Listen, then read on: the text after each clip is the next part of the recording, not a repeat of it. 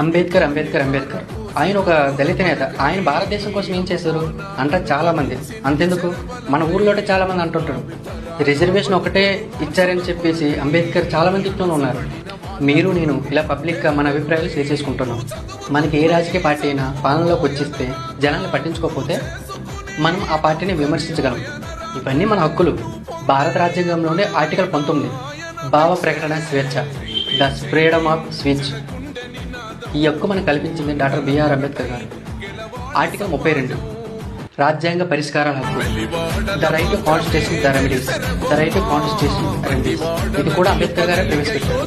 మనకి అన్యాయం జరిగితే ఏదైనా సుప్రీంకోర్టుకి లేకపోతే హైకోర్టుకి వెళ్ళి ఏదైనా మనం పిటిషన్ వేసుకుంటే న్యాయం జరుగుతుంది చిన్న నమ్మకం.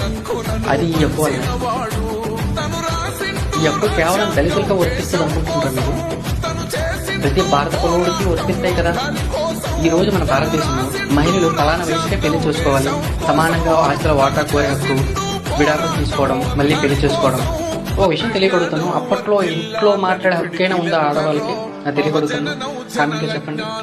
ఈ హక్కులు ఎక్కడి నుండి వచ్చాయి? హిందూ కోర్టు బిల్ ద్వారా. అది కూడా డాక్టర్ బిఆర్ అంబేద్కర్ గారే తీసుకొచ్చారు. ఇకపోతే లేబర్ హక్కులు, ముఖ్యంగా మహిళలు గర్భవతిగా ఉన్న సమయంలో పెయిడ్ మెటర్నిటీ అంటే ప్రెగ్నెన్సీగా ఉంటే సెలవులు తీసుకొని జీతం అందించే హక్కు కూడా అంబేద్కర్ గారే అనౌన్స్ చేశారు. అడుగు అడుగు తను అనుభవించిన బాధను తలచి